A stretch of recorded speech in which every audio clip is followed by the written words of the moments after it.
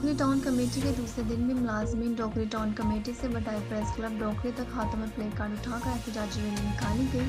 तफसीलात के मुताबिक डोकरी में टाउन कमेटी का मुलाजमी मुतालबात के हक में दफातर की तालाबंदी किया गया और इस मौके पर सफाई का काम भी बंद कर दिया गया है। टाउन कमेटी का मुलाजमी डॉक्टर रिजवान सोली, फयाज सोमर, जाहिद गुल मेरानी, अरशद भान, माजिद भुट्टो, शबीर अहमद, दीदार अली मेरानी, अब्दुल गनी खास खेले, एजाज मंगी भगोया, जुनेद अब्दुल लतीफ़ डेरो और दीगर मुलाजमीन ने बड़ी तादाद में शिरकत करेंगे और एहतजाज किया गया कि इस मौके पर बरवक्त अदायगी न होने पर टाउन कमेटी के अकाउंट से पेंशन नहीं काटी जा सकती, जिसकी वजह से हम अपने बच्चों की उम्र दराज करने पर मजबूर हैं, जबकि हम अपने बच्चों की स्कूल फीस अदा नहीं कर सकते। इन्होंने कहा कि पेंशनर्स को पेंशन का वक्त भी नहीं दिया जाता, चाहे बीवी रहनुमा बिलावल भुट्टो जरदारी, सिंध के बड़े वजीर सैयद मुराद अली शाह और दीगर आला हुकाम ने नोटिस लेते हुए कहा